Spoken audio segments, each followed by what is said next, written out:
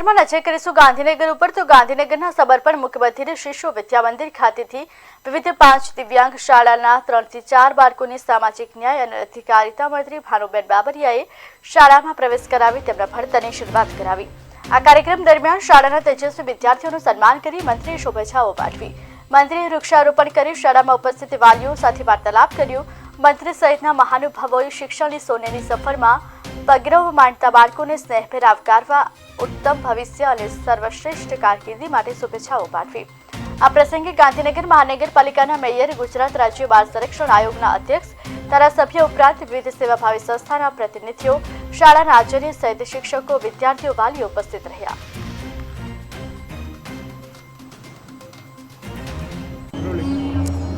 સમર્પણ મૂક બધિર શાળા 37 વર્ષ પૂર્ણ થઈને આજે 38મો સ્થાપના દિવસ છે। એક સરકારી કર્મચારીએ પોતાની બચતમાંથી પોતાના દીકરાઓનો કોળિયો અટકાવી અને આવા મૂક બધિર બાળકો માટે એણે જે સેવા કરી, એક નાનો છોડ વાવ્યો અને આજે વટવૃક્ષ થયો છે।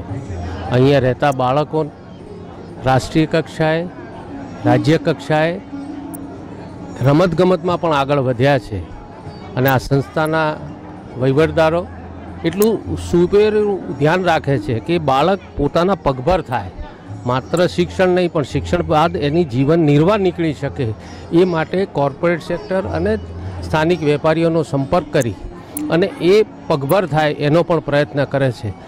સંસ્થાના સંચાલકો ભાઈ વૈભવ જાની અને પૂજ્ય બા કૈલાસબાને પણ કોટી કોટી વંદન।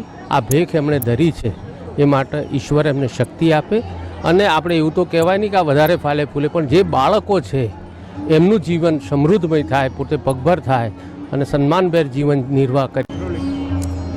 સમર્પણ મૂક